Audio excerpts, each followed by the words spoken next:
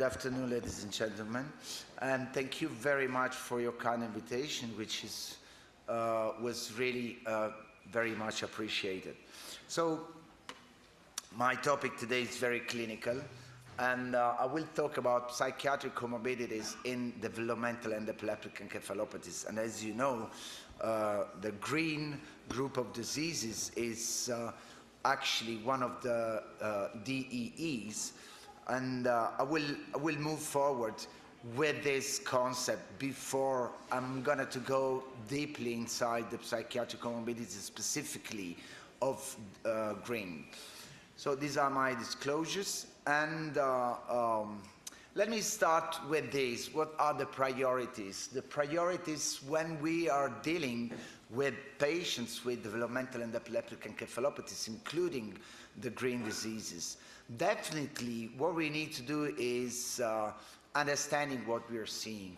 So we look for a patient, and the patient is so complex as far as epilepsy is one of the symptoms, but not the only one, as we already discussed this morning.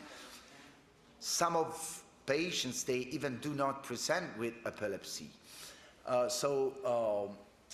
What is relevant is that we need to understand what is behind epileptic seizures, definitely, and we need to try to prevent what are the multimorbidities, let's say, more than comorbidities, and which we will focus today on cognitive and psychiatric disabilities in those patients.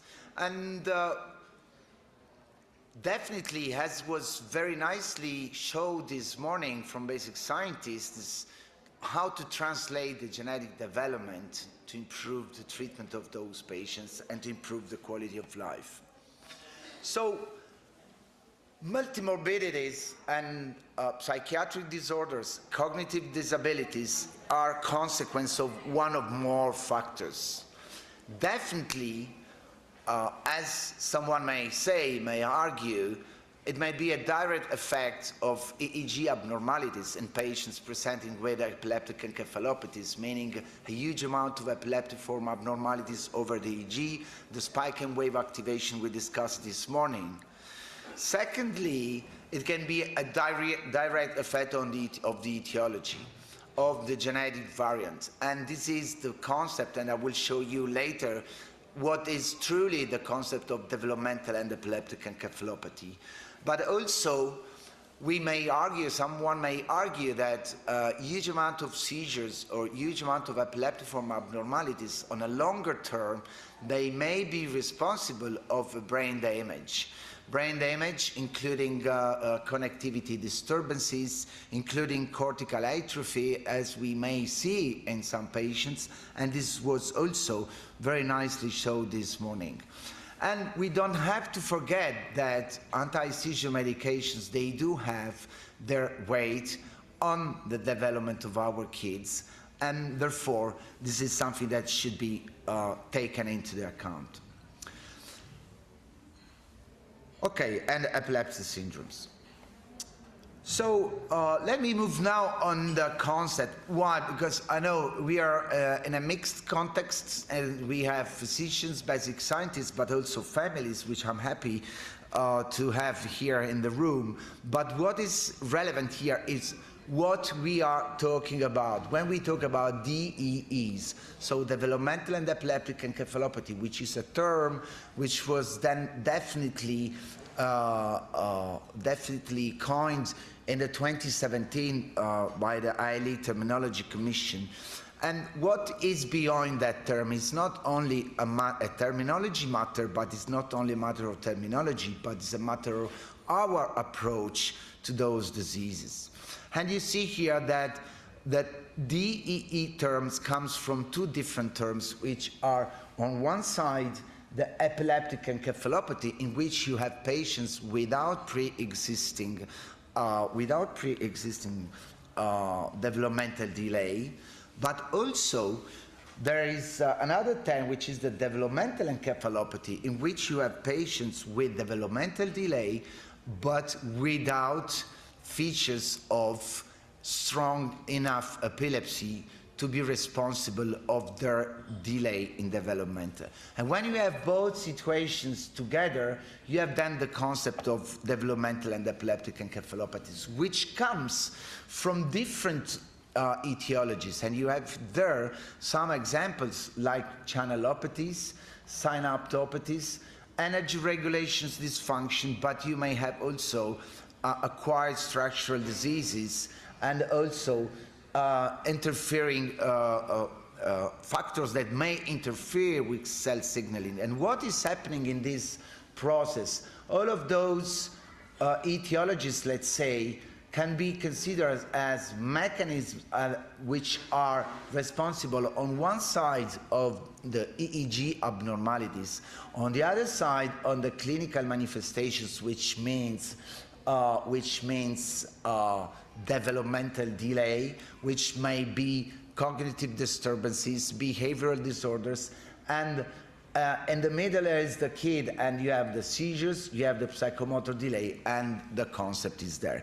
And therefore, we do have an operational definition which includes the frequent seizures and EEG abnormality. We have the developmental slowing and regression, and we have what? The underlying etiology. So let's think about the genetic variant, which is responsible of both the epileptiform activity and the impairment. But we discussed today quite extensively about the functions. And we do have a spectrum, and you know very much that we do have a spectrum in different DEEs, including the GRIN DEEs. And the spectrum most likely is due to the functional effect of the genetic variant, which may give the spectrum of epilepsy syndrome plus or minus a spectrum of the multimorbidities, including the cognitive one. So let me go now on more deeply on what is happening as developmental impairment and epilepsy. And you see here that early onset epilepsies are often comorbid with neurodevelopmental disorders. So you may have patients presenting with developmental delay, intellectual disability, or autistic spectrum disorder, and this is one of the most severe situation for which our patients that our patients may do present together with an epileptic encephalopathy. But also what we know is that several genes, maybe I can use the arrow, yeah, several genes may be implicated in both neurodevelopmental disorders and epilepsy disorders. But what is happening in patients with DEE? For some conditions, and here you have on the left side of the slide some of the most frequent etiologies of developmental and epileptic encephalopathies.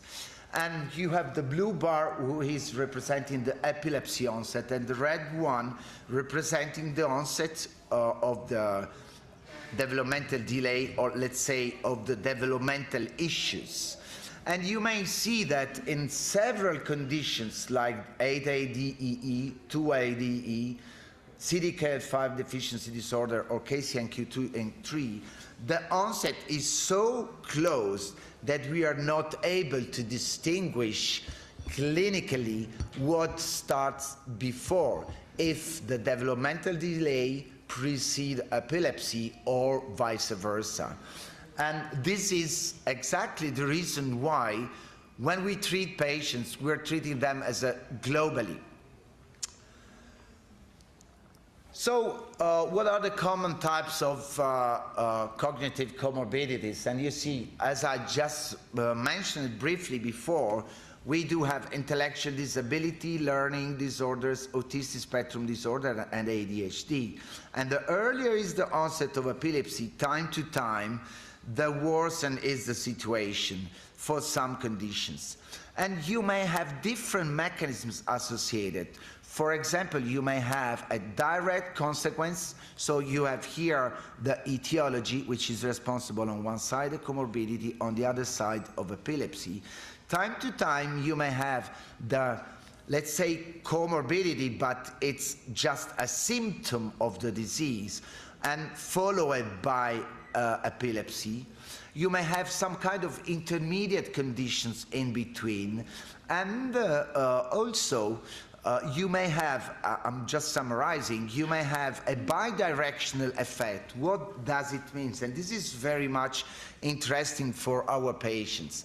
So you have one etiology responsible for both cognitive disturbances and epilepsy, but if the burden of epilepsy is increasing over time, you may worsening of the comorbidities. So on top of what is already done by the etiology, you have the phenomenology, the epileptic phenomenology, which may therefore make much more damage. Regarding autistic spectrum disorders in developmental and epileptic encephalopathies, this is one of the most frequent, let's say, psychiatric comorbidity, and we do have some hypotheses. The synaptic dysfunction is due to different things like gene encoding ion channel for ion channels, transcription regulation, the mTOR pathway, or definitely the structure of synapses. And through this dysfunction, you may have different things happening in the brain of our kids, which come to be prone and which come to be susceptible to different things happening, which brings to the autistic spectrum disorder. So the imbalance between excitation and inhibition, the synaptic plasticity, and excessive growth.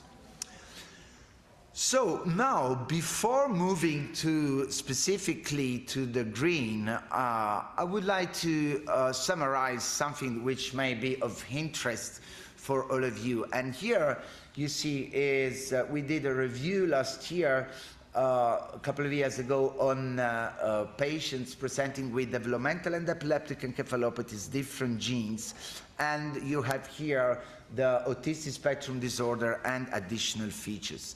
So let's focus on what is of interest for today. And here we have that all of those in all of those different developmental and epileptic encephalopathy, you may have a variable association with autistic spectrum disorder, which is quite high for some subjects. Let's say for Dravet syndrome is in between 40 and 60% of patients. For example, in KCNB1, it can be half of the patients. For example, in GRIN 2D is reported to be around 30% of patients, which is quite significant. And if we look other genes this is coming from the same paper, you see here that, for example, patients presenting with SHANK3 genetic variant, they have all 100% of them, they do have autistic spectrum disorder as soon as the CDKL5 deficiency disorder. So it's a huge representation, and this is also very true for patients presenting with PCDH19 clustering epilepsy. So we know definitely that there are some genetic variants which underline both epilepsy and autism, and here are summarized a list of the most frequent genetic variants in which you may have both epilepsy and autistic spectrum disorder. So let me give you a couple of more examples, just because I think it's useful for you guys and mostly for families to understand that those kind of psychiatric disturbances and cognitive disturbances are not only seen in GRIN patients, but even in other conditions. Let's think about Dravet syndrome, which is a condition starting in the first year of life with a huge amount of epileptic seizures, with febrile and afebrile seizures, and with cognitive disturbances, but with a high percentage of ADHD, namely attention deficit and hyperactivity disorders, with behavioral disorders. And if you look at the commonly reported issues, and if we, in patients with Dravet syndrome, and if we focus on the psychiatric one, we do have that autistic traits are evident in the great majority of patients, that psychiatric issues are evident even at least half of the patients reported. So it's really something that it affects both patients and therefore caregivers and the full family. But this is also something that is commonly seen in PCDH19 clustering epilepsy. And you see here that in this review done some years ago with quite good number of patients, if you take it all together, you see that a high percentage of patients was presenting with obsessive compulsive disorder, aggression, autism, depression, schizophrenic psychosis, and it is then repeated in different series of reported patients. You see, autism is almost a constant, but psychosis, aggressivity are still there in the majority of patients. Now let's move in the second part of my talk, specifically on GRIN diseases. And this is an extrapolation of a paper we wrote a year ago, and Simona was also in the co-authors. We look at a different genetic, developmental, and epileptic encephalopathies. And this is an extrapolation of data on GRIN genes. And you see that the phenotypic spectrum can be different, and we do know, all of us know about this, including different type of epilepsies and different type of severity of epilepsies. But what is something that is common on a different rate of severity, on a different rate of frequency, are actually psychiatric and cognitive multimorbidities, which can be, and I'll show you in a while, can be differently associated with each of the specific genetic variants, and also can be associated with a specific functional mechanism and the functional effect of the genetic variant. And there are a couple of very nice, interesting papers just published. This one was published in May, and the second one, thank you, John, for the publication that appeared just 3 or 4 days ago, and it was very useful. And you see here, this is a group of patients followed up in Seoul National University Hospital, 31 patients with GRIN-related neurodevelopmental disorders, all exhibiting with profound global developmental delay. And you see that 60% of them unable to walk, 75 unable to speak. But if we look specifically on the behavioral and psychiatric features of the, you have here the number of patients. Of course, they're not all the 31 patients. Here are shown only patients presenting with behavioral and psychiatric features. And you see that they go from just irritability to Rett-like behavioral disorders, to autistic spectrum disorder, Rett-like again, ADHD, and behavioral abnormalities. So this is again something very frequent. And also what is interesting is that these different behavioral and psychiatric features can be associated or not to other symptoms, and like intellectual disability, like stereotypic hand movements like you see in Rett syndrome, and a severe degree of global developmental delay.